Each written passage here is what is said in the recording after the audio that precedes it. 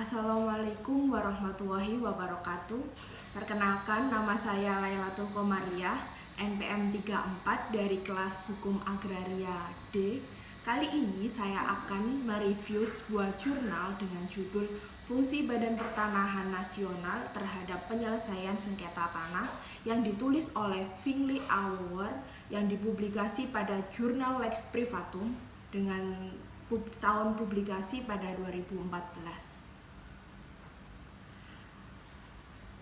Penulis menggunakan metode penelitian secara deskriptif, yakni memaparkan, menguraikan, dan menjelaskan permasalahan yang relevan dengan penelitian ini secara lebih jelas dan terperinci.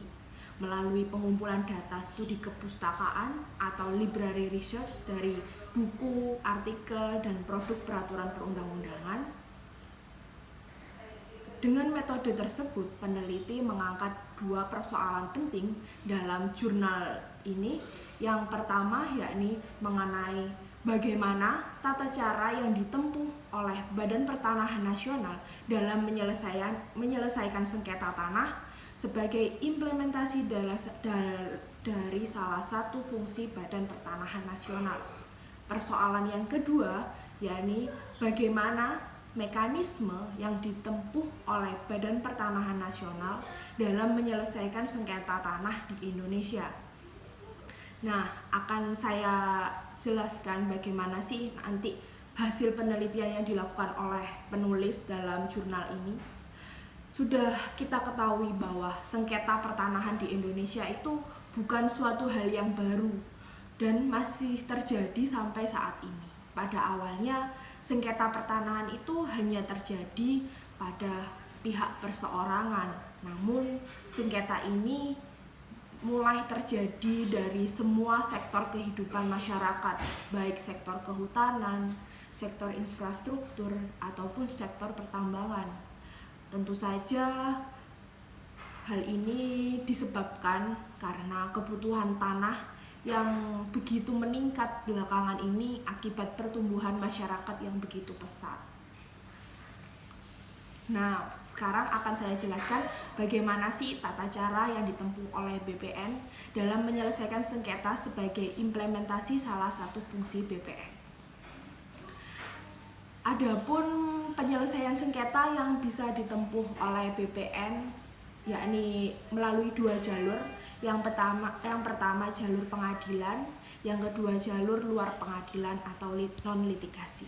Jalur litigasi atau jalur pengadilan itu ditempuh dengan cara para pihak menyampaikan suatu bentuk gugatan tertulis kepada kepaniteraan pengadilan negeri setempat yang berwenang untuk memeriksa dan mengadili perkara.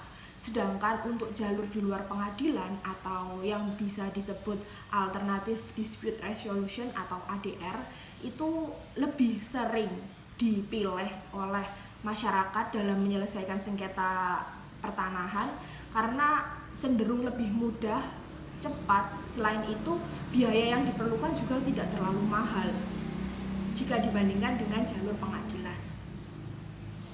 Selain alasan di atas, juga ada pemikiran bahwa penyelesaian melalui jalur pengadilan itu ada mengandung unsur kecurangan yang tinggi, di mana pihak yang memiliki kekuasaan bisa saja mendapatkan kemenangan sengketa.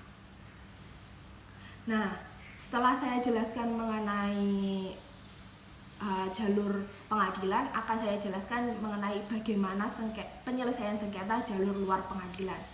Jalur luar pengadilan ini bisa ditempuh melalui 4 cara, yakni pertama musyawarah atau negosiasi, yang kedua dengan cara konsiliasi, yang ketiga mediasi, dan keempat arbitrase. Sebenarnya, Badan Pertanahan Nasional itu sendiri sudah memiliki dua alternatif penyelesaian sengketa pertanahan. Yang pertama melalui jalur pengadilan, dan yang kedua melalui cara mediasi. Penyelesaian sengketa dengan jalur pengadilan itu sama halnya dengan proses pengadilan perdata pada umumnya, yakni Badan Pertanahan Nasional memasukkan gugatan kepada Kepanitraan Pengadilan Negeri yang mana objek tanah yang disengketakan itu berada, kemudian mengikuti proses persidangan hingga menunggu putusan yang dikeluarkan oleh pengadilan setempat. Nah, mengenai penyelesaian sengketa jalur pengadilan ini, Badan Pertanahan Nasional itu mempunyai dasar yang merujuk pada Keputusan Badan Pertanahan Nasional Nomor 34 Tahun 2007 tentang petunjuk teknis penanganan dan penyelesaian sengketa. Kemudian yang selanjutnya ada dasar hukum lagi yang diatur dalam Keputusan Badan Pertanahan Nasional pada petunjuk teknis atau Junkis tahun 2007 tentang berperkara di pengadilan dan tindak lanjut pelaksanaan putusan pengadilan. Lalu bagaimana sih caranya BPN menangani perkara yang masuk di kantor-kantor BPN itu? Yang pertama itu dalam menyelesaikan sengketa, BPN terlebih dahulu menerima laporan yang melalui kantor-kantor wilayah yang ada di setiap provinsi atau kabupaten kota. Yang selanjutnya itu BPN melakukan pengkajian terlebih dahulu atas perkara yang masuk untuk ditemukan berupa akar konflik maupun keadaan-keadaan tertentu yang menyebabkan timbulnya kasus pertanahan tersebut. Setelah dilakukan kajian melalui Deputi Bidang Pengkajian dan Penanganan Sengketa dan Konflik Pertanahan, akan dilakukan gelar perkara. Nah, setelah melakukan gelar perkara akan dibuat risalah hasil gelar perkara tersebut dan untuk menentukan kebijakan yang akan diambil untuk menyelesaikan sengketa tersebut nantinya. Nah, setelah kita bahas soal penyelesaian permasalahan yang diangkat oleh penulis yang pertama tadi, akan saya bahas di persoalan kedua selanjutnya, yakni mengenai bagaimana mekanisme penyelesaian sengketa tanah adat yang dilakukan oleh BPN. Nah, hukum adat itu sendiri bagian dari hukum yang berasal dari adat istiadat atau kaidah sosial yang dibuat dan dipertahankan oleh masyarakat di suatu daerah tertentu. Salah satu sektor hukum adat yang mendapat perhatian khusus di Indonesia adalah mengenai tanah adat. Itu dikarenakan setelah munculnya Undang-Undang Nomor 5 Tahun 1960 tentang Peraturan Dasar Pokok-pokok Agraria, hukum adat ini telah dijadikan dasar dari hukum agraria nasional dan sejak saat itu terus mengalami proses perkembangan dibandingkan hukum yang lain. Konflik pertanahan mengenai hak ulayat atau tanah ulayat itu biasanya mengenai perbedaan pandangan, perbedaan nilai, kepentingan mengenai status ulayat dan masyarakat hukum adat di atas di areal tertentu, baik yang telah diterbitkan hak atas tanahnya maupun belum. Mengenai penyelesaian konflik tanah ulayat ini diatur di dalam Keputusan Kepala Badan Pertanahan Nasional Nomor 5 Tahun 1999 tentang pedoman penyelesaian masalah hak ulayat masyarakat hukum adat. Pengaturan secara normatif juga memperjelas status hak ulayat yang di Undang-Undang Pokok Agraria itu hanya diatur secara abstrak, dalam artian sepanjang hak ulayat tersebut masih ada. Namun di dalam Keputusan Menteri Agraria atau Kepala BPN Nomor 5 Tahun 99 tentang pedoman penyelesaian masalah hak ulayat masyarakat hukum adat tidak dijelaskan secara rinci bagaimana peran Badan Pertanahan Nasional ini dalam menyelesaikan sengketa adat, melainkan di dalamnya hanya diatur bagaimana selanjutnya mengenai status hak ulayat atau hak atas tanah adat ini merupakan kewenangan pemerintah daerah. Untuk selanjutnya mengenai penyelesaian masalah hak ulayat atau tanah adat saat ini itu lebih sering didominasi oleh lembaga-lembaga adat yang dibentuk oleh masyarakat adat setempat, karena umumnya masyarakat adat itu bersengketa dengan perusahaan-perusahaan atau penguasa hutan, pertambangan, gas bumi yang ingin memanfaatkan. Sebagai salah satu contoh tentang lembaga adat yang ada di Sumatera Utara, tepatnya di Kabupaten Toba Samosir, itu ada lembaga adat Dalihan Natolu, yang mana fungsi dari lembaga adat tersebut itu ada 3. Yang pertama, menampung dan menyalurkan pendapat masyarakat kepada pemerintah. Yang kedua, memberdayakan, melestarikan, dan mengembangkan adat istiadat serta kebiasaan masyarakat budaya daerah tersebut.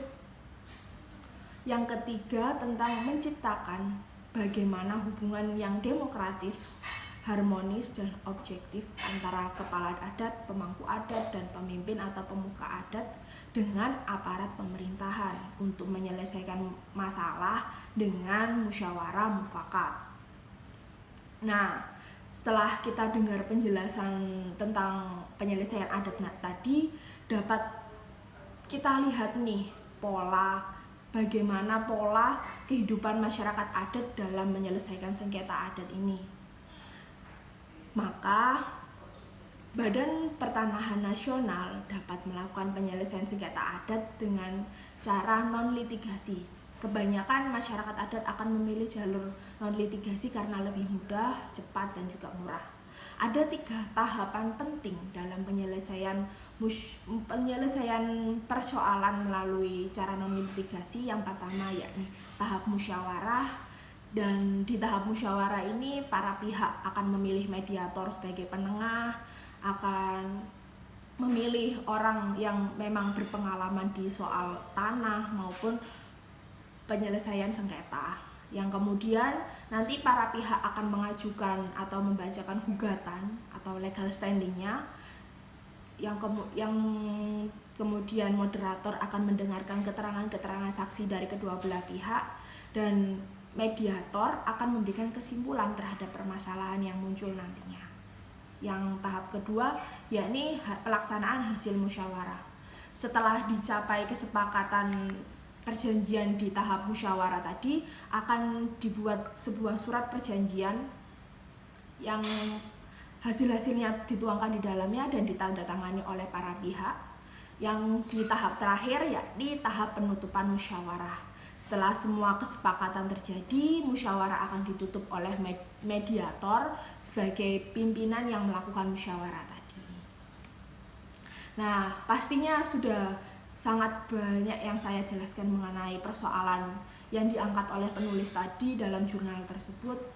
Saat ini akan saya jelaskan bagaimana argumen hukum yang bisa diungkapkan dari hasil mereview jurnal ini, yakni yang pertama, Badan Pertanahan Nasional itu sebenarnya sudah memiliki langkah yang baik dalam melaksanakan fungsinya sebagai badan yang membantu penyelesaian sengketa dengan menerbitkan beberapa peraturan mengenai tata cara penyelesaian permasalahan pertanahan. Namun, tidak hanya berhenti di situ saja, sehingga diperlukan sosialisasi kepada masyarakat dengan cara melakukan penyuluhan agar masyarakat mendapatkan pendidikan yang paham mengenai bagaimana mengurus sengketa pertanahan. Terus yang ketiga yakni peran BPN yang dipandang kurang dalam menangani permasalahan hak ulayat masyarakat adat. Peraturan Kepala BPN nomor 5 tahun 99 tentang pedoman penyelesaian permasalahan hak ulayat masyarakat hukum adat dirasa tidak cukup jelas dalam memaparkan peran BPN, sehingga masih sangat diperlukan untuk pembentukan peraturan yang lebih jelas mengatur peran badan BPN dalam membantu menyelesaikan permasalahan hak ulayat masyarakat hukum adat. Sebagai contoh, ada konflik Laman Kinipan dengan perusahaan sawit di Kalimantan Tengah yang sampai saat ini tuh masih bergejolak karena kontribusi pemerintah dalam menyelesaikannya itu dirasa kurang maksimal. Nah, jadi inti dari semua persoalan yang saya jelaskan tadi, yang paling penting yakni diperlukannya hubungan yang selaras antara pihak pemerintah, dalam hal ini BPN, dan juga masyarakat adat, agar produk hukum yang telah dibuat dapat terlaksana dengan baik dan tidak ada keberpihakan pada pejabat atau perusahaan tertentu saja dalam hal memberikan hak-hak yang sudah seharusnya dimiliki oleh masyarakat adat yang disesuaikan dengan tempatnya. Nah, sekian yang review yang dapat saya jelaskan mengenai jurnal peran BPN dalam penyelesaian sengketa tanah. Sekian, mohon maaf bila ada kesalahan. Wassalamualaikum warahmatullahi wabarakatuh.